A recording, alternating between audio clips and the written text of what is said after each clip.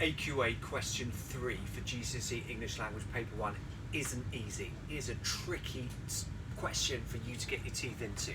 Many thanks for watching. Schofield on Shakespeare.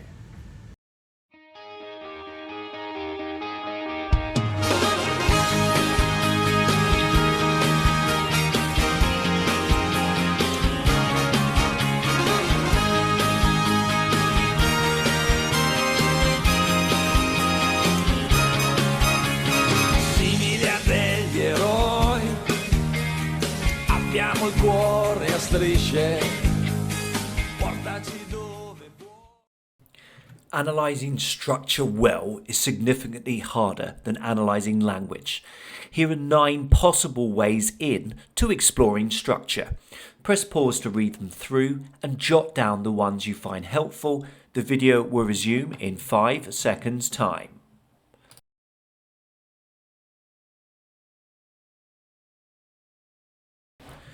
To get the full 8 marks, you need to show detailed and perceptive understanding of these structural features.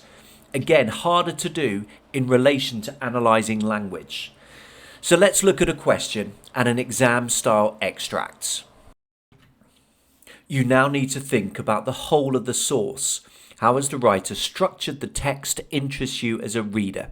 You could write about what the writer focuses your attention on at the beginning of the source, how and why the writer changes this focus as the source develops, any other structural features that interest you. Now for the texts. Time for the texts. In this extract from Great Expectations, Pip comes across an escaped convict whilst visiting his parents' graves. "Hold your noise!" cried a terrible voice as a man started up from among the graves at the side of the church porch. "Keep still, you little devil, or I'll cut your throat." A fearful man, all in coarse grey, with a great iron on his leg, a man with no hat and with broken shoes, and with an old rag tied round his head, a man who had been soaked in water and smothered in mud, and lamed by stones, and cut by flints, and stung by nettles, and torn by briars, who limped and shivered and glared and growled, and whose teeth chattered in his head as he seized me by the chin. "Oh, don't cut my throat, sir," I pleaded in terror. "Pray don't do it, sir." "Tell us your name," said the man. "Quick!" "Pip, sir." "Once more," said the man, staring at me. "Give it mouth." "Pip, Pip, sir." "Show us where you live," said the man. "Pint out the place." I pointed to where our village lay on the flat inshore among the older trees and pollards, or mile or more from the church. The man, after looking at me for a moment, turned me upside down and emptied my pockets. There was nothing in them but a piece of bread. When the church came to itself, for he was so sudden and strong that he made it go head over heels before me, and I saw the steeple under my feet. When the church came to itself, I say, I was seated on a high tombstone, trembling while he ate the bread ravenously. "You young dog," said the man, licking his lips, "what fat cheeks you've got." I believe they were fat, though I was at that time undersized for my years and not strong. "Darn me if I couldn't eat 'em," said the man with a threatening shake of his head, "and if I hadn't half a mind to it."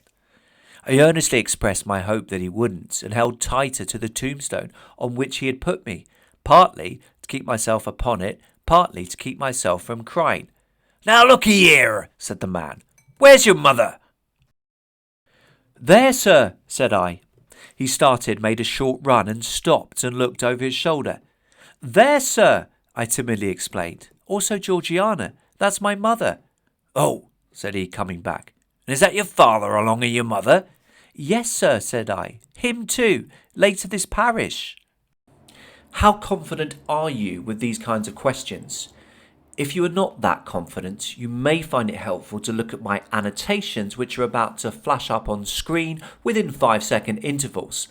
If you don't want to see these, look away now and wait for my voice.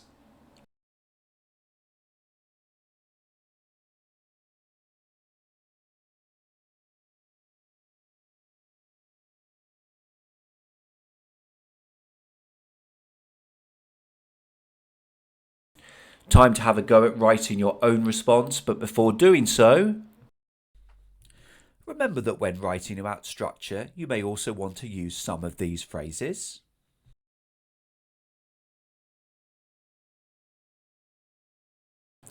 Press pause to get going. The text will reappear at 3-second intervals.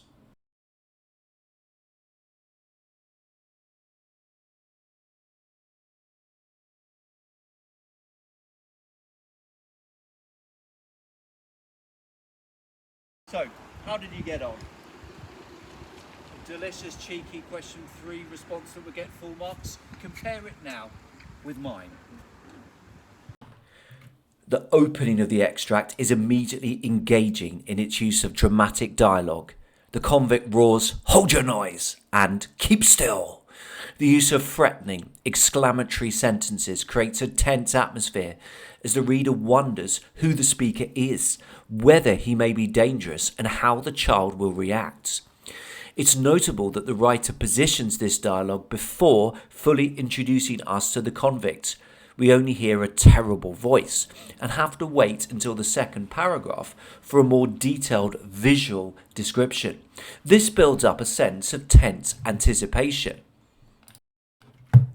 The second paragraph shifts from dramatic dialogue to a description of the convict. He is a fearful man, all in coarse grey, with a great iron on his leg. This sentence, like all other sentences in this paragraph, is grammatically incomplete, which creates a tense, breathless feel. Moreover, it is notable that it is structured not to emphasise his appearance, but the frightening effect he can have on others. Fearful comes at the beginning, with a reference to the convict's iron, which suggests lack of mobility, at the end. Meanwhile, the subsequent use of polysyndeton and tamed by stones and cut by flints and stung confirms just how wild and unkept the man is. The sentence needs to be long to encapsulate the extent of his brutish appearance and behaviour. However, there is a notable shift in the second part of the extract. Whereas the dialogue is tense and melodramatic, the narrative seems more light-hearted and ironic in tone, as seen in the description of the child's mugging. The convict made the church go head over heels before me. This is a comic perspective and counters the tension of the previous dialogue. This personification of the church spinning around is ridiculous and makes it harder to worry unduly about the child being robbed and violated. Indeed, in the final part of the exchange, the writer intersperses dialogue with ironic narratorial observations, including the narrator's retrospective recognition that his cheeks were indeed fat.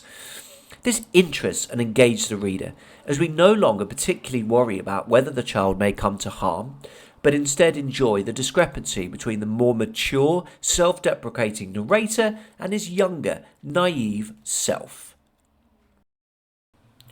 What makes this a delicious 8 out of 8 response? Well, note the consistency of the use of subject terminology, dialogue, exclamatory sentence, grammatically incomplete, polysyndeton. Look at also the judicious use of examples, sometimes embedded within the sentences and sometimes within brackets. But of course, as with language, we can't just feature spots. We have to talk in detail about the effects, as I do when I point out that the grammatically incomplete sentences create a tense, breathless feel, and that the polysyndeton confirms just how wild and unkept the man is. This has been a Schofield on Shakespeare production, helping you with AQA Paper 1 Question 3. Many thanks for watching.